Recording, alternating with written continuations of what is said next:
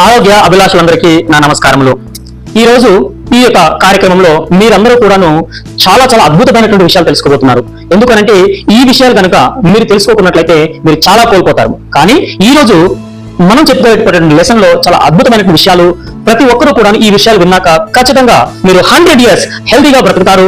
ఇది ఈ యొక్క ఆరోగ్య సూత్రాల యొక్క రహస్యాలు. సో కాబట్టి ప్రతి ఒక్కరూ కూడాను ఈ యొక్క ఆరోగ్య రహస్యాలు తెలుసుకుని వాటిని మీరు పాటించినట్లయితే మీరు అలోపతి మందులు కానీ, ఆయుర్వేదిక్ కానీ, హోమియోపతి కానీ, ట్రెడిషనల్ మెడిసిన్ కానీ ఏ పద్ధతి మీరు పాటించినప్పటికీ కూడాను ఈ యొక్క సూత్రాలు పాటించినట్లయితే 100% 100 years మీరు బ్రతుకుతారు. So wish you good health and all the best. Let's go into the video and watch it. Wish you all the best. మానవ శరీరంలో మందులు బాగా పనిచేయాలి అంటే ముఖ్యంగా ఆయుర్వేద శాస్త్రం ఒక నిఖచ్చితమైనటువంటి ఒక షరతు పెడుతుంది. ఏంటి? కొన్ని పదార్థాలు తినకూడనివి తినకూడదు, తినాల్సినవి తినాలి. ఒక నియమం అనేది ఉంది ఆయుర్వేదానికి. ఇక ఇంగ్లీష్ మెడిసిన్ లో కూడా నియమం ఉంది. కానీ జనాలకి ఏంటంటే నేను మందు వేసుకుంటాను, నాకు ఇష్టం వచ్చింది తింటారు అనేటటువంటి ఒక నియమంలో చాలా మంది ఉన్నారు. ఇది తప్పు.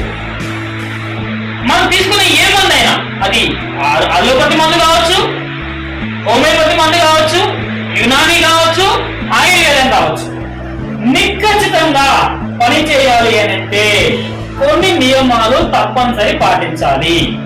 ఆయుర్వేదంలో దోషాలు పోవాలి అంటే ఖచ్చితంగా తీసుకోకూడనటువంటివి తీసుకోకూడదు, వద్దు అంటే తీసుకోకూడదు. అందులో కొన్ని విషయాలు మనం గుర్తుంచుకుందాం, మనం చెప్పడానికి ప్రయత్నించాలి. ముఖ్యంగా ఫస్ట్ది పాలు, పాల పదార్థాలు. ఆవు పాలు తప్ప, ఆవు పాలు కూడా అది డాక్టర్ గారు ఇచ్చిన సజెషన్ బట్టి తీసుకోవాలి, లేదంటే దానికి అవసరం లేదు. ఓకే, సో ఆవు పాలు తప్ప ఏ జాతి పాలు కూడా తీసుకోకూడదు. అది బర్రె కానీ, గొర్రె కానీ, ఏదైనా కానీ తీసుకోకూడదు. ఓకే, పెరుగు తీసుకోకూడదు నేరుగా.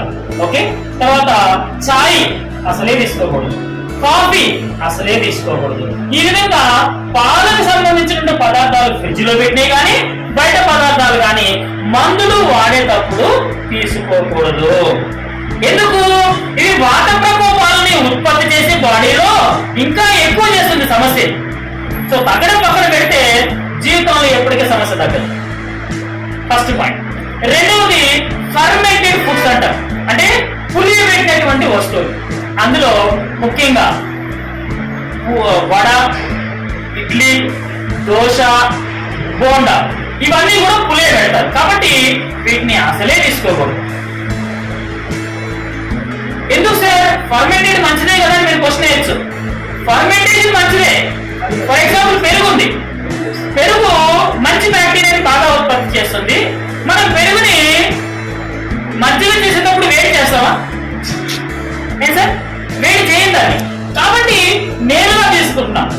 మీరు పులియబెట్టినటువంటి ఇడ్లీ కానీ, దోశ కానీ, వడ కానీ, బోండా కానీ మీరు అలాగే పులిసిని తింటున్నారా?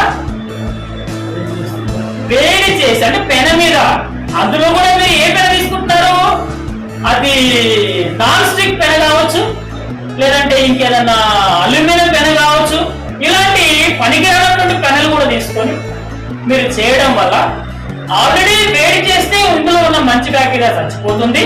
చచ్చిపోయిన దాన్ని మళ్ళా వేడి చేసి తిన్నారనుకోండి, ఆటోమేటిక్ గా కార్బన్ ఎక్కువ అయిపోయి బాడీలో క్యాన్సర్ కి దారితీస్తుంది.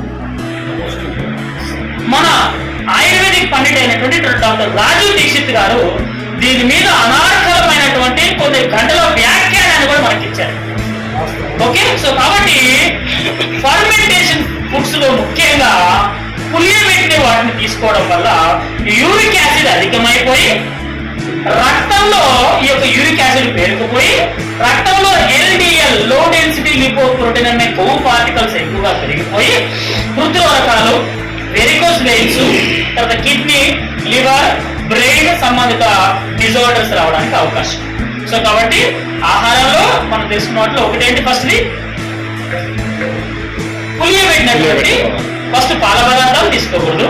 రెండోది పులియబెట్టినవి ఉడికిచ్చి వాటిని తీసుకోకూడదు. ఇది చాలా ఇంపార్టెంట్. ఆయుర్వేదంలో ముఖ్యంగా ఈ రూల్స్ ఖచ్చితంగా ఫాలో అవ్వాలి. తర్వాత నాలుగవది ఉపవాసం లంకన పరమ అవసరం. సో ఉపవాసం అనేది చాలా అవసరం.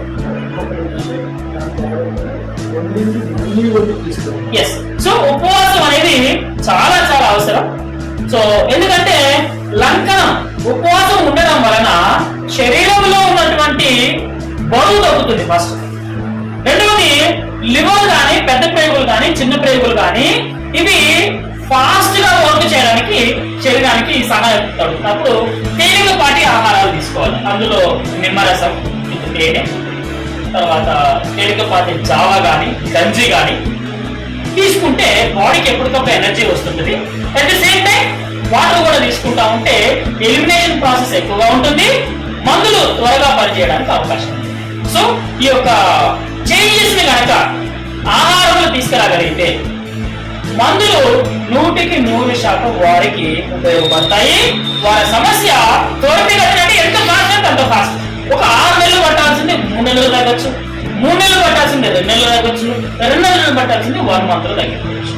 ఇదే ఇంకా మనం చెప్పుకుంటూ పోతే దీర్ఘకాలిక వ్యాధులు, BP, sugar, asthma, thyroid, rheumatoid arthritis, joint pains, okay, ఇంకా దీర్ఘకాలికంగా ఉన్నటువంటి 900 రకాల రుగ్మతలు, వాటన్నిటిని కూడా కంట్రోల్ తీసుకురావాలి అంటే ద బేస్ ఫండమెంటల్ ఈ యొక్క ఫస్ట్ థింగ్ పాల పదార్థాలు తీసుకోకూడదు.